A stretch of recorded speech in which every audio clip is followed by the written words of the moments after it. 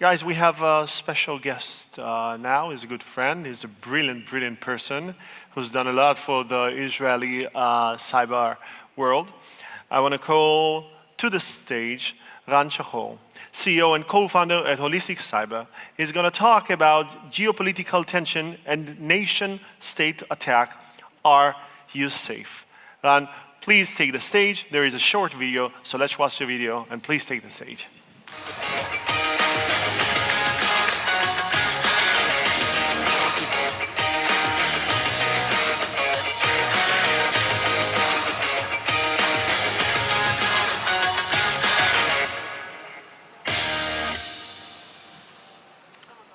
Hi, good morning all. Thank you for having me. Thank you, Cyber Week. Well, as hard as it is to believe, the young general with the full black hair in the picture is myself 26 years ago, when I actually started the first cyber program in Israel, a tech program that was by far the first cyber program all over the world. We are talking about the early days of the internet. Internet was only in universities. Nobody had internet at home. But we thought then that in the future, nation-states would attack each other not only by missiles, but also by attacking critical infrastructure and critical industries. And in order to be protected, you need to know to attack. So we started this program. Now, initially, there was a furious opposition to this program.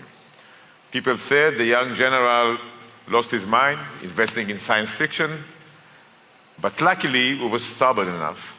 And one of the reasons Israel is probably the leading force in the cyberspace, and maybe the reason half of you from the audience came here to Israel, is because we have started very, very early. Let's go now to the world of cyber, which actually is the world itself. Now, the world have experienced a dramatic change about 12 years ago. Before that, there was some kind of a balance between attackers and defenders. If you bought the right firewall and the right antivirus, you were good enough protected. But about 12 years ago, attackers become more and more aggressive, more sophisticated, and even bold, and defenders could not react properly. From the attacker side, there are many reasons for that, but the main three ones, the first one is pretty trivial, and the Prime Minister talked about it yesterday. Cybercrime is very, very profitable and involves almost no risk to the attacker. So many capable people decided to join the party. The second reason took part about 6 years ago when a Russian group by the name of Shadow Broker stole a huge amount of attack tools from the NSA, and it was for sale in the darknet. So every 12-year-old hacker could go there, pay $200, and use a nation-state attack tool to attack others. But the third reason, which is more recent, but even more dangerous, is the fact that today's hacker, in the last 2 years, are heavily, heavily backed, supported, and even instructed by nation-states. Russia, North Korea, China, and Iran. For the nation-state, it's a good way to augment and to enlarge their attack groups. And also, it's a good way for them to say, this is not us, maybe some private group attacked you. From the attacker, it actually exposed them to a different level of financing, and more importantly, to nation-state technology and methodology. And they are now using it against the private sector, against everybody. So just as two examples, one is, you can see the Department of Justice in the US, they have sued two private people from China, and the accusation was that they were actually attacking forged the Chinese government, they're taking targets in the US. And in the right-hand side, this is a gentleman, he's an Iranian, we know him personally, he's a criminal. But in the last few years, he is actually working more than 60% of his time for the Iranian government. Now, these are roughly the names of all known attacker groups in the world. A substantial part of them are private groups. These are Chinese, Russian, Iranian, and North Korea. It is interesting to note that traditionally, each country have a different reasons or different motivation for attacks. For Russia, it is traditionally creating disorder and panic in the Western world. They are using for that very wisely. They used and they are using social media for that. And this is very, very effective, and we all read it in the newspaper. For the Chinese, for many years, it was mainly espionage, IP. North Korea and Iran started as a terror, but moved gradually more and more to simple cyber crime. In North Korea, substantial part of the national budget is based on cyber crime. Now, for both North Korea and Iran, it came after a long list of international tight sanctions over Iran and North Korea. It is interesting because in the last few months, the same phenomena happened in Russia.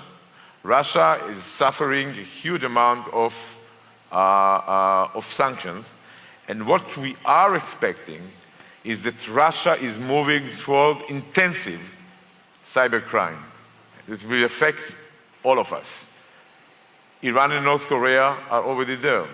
It is fascinating to think where China is going.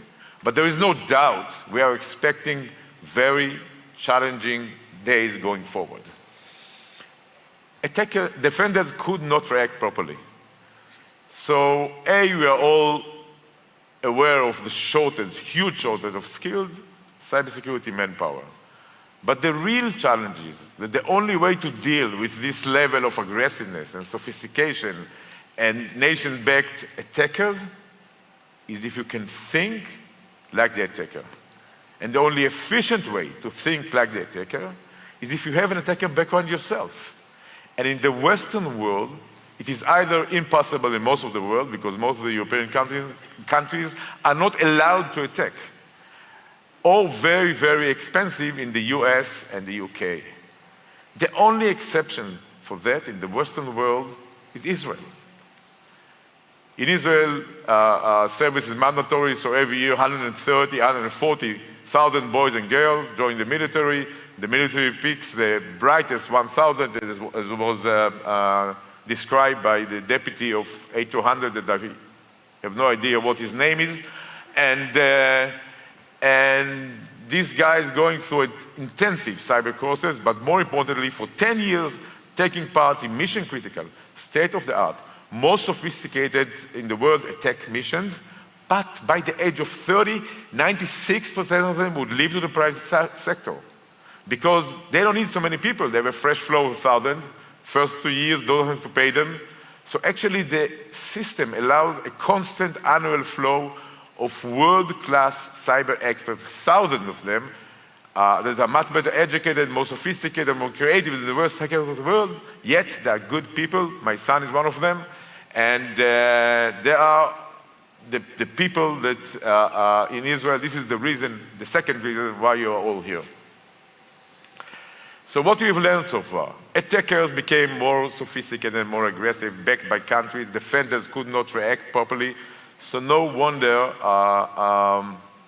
all reports in the world indicating that each one of us, anytime, anywhere, is a target for a nation-state grade cyber attack. Now, no wonder CISOs are extremely worried all over the world. But have we lost the war? Not at all. A good example for it is Ukraine.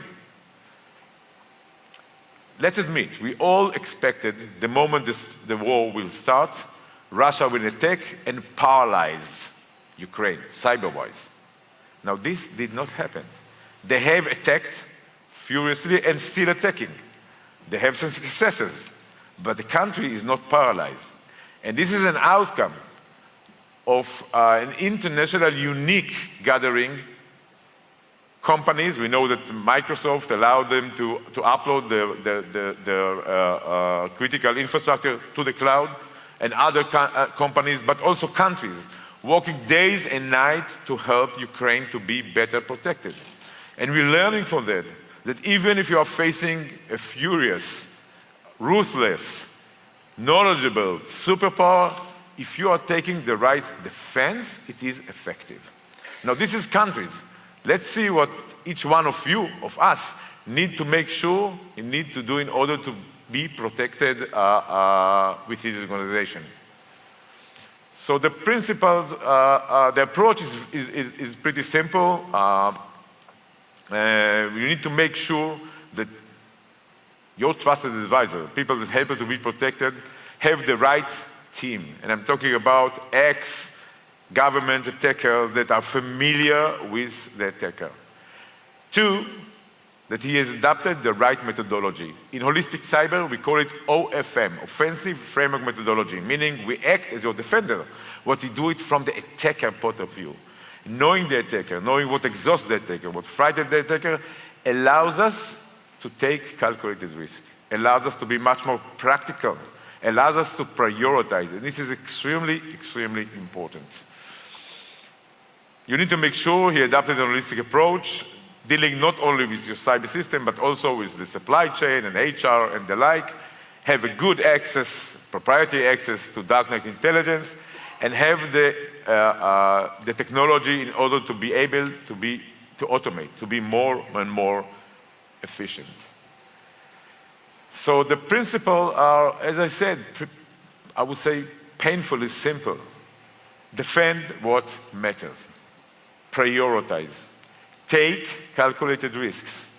Be practical. Advance defense technologies and automation, and take an holistic approach. Now, these are not slogans. This is actually a call for action. Bottom line, each one of you are responsible for the security of his organization. But if you are not willing or afraid to prioritize, if you are not taking calculated risk, you are actually creating a much bigger risk over your organization. Because trying to defend everything is as if you are defending nothing. Allow me to finish with the story about the bear in Alaska. So Tim and John went camping in Alaska. Morning came, they went out of the tent, and they saw a furious bear running at them. So Tim said, John, can you pass me the running shoes?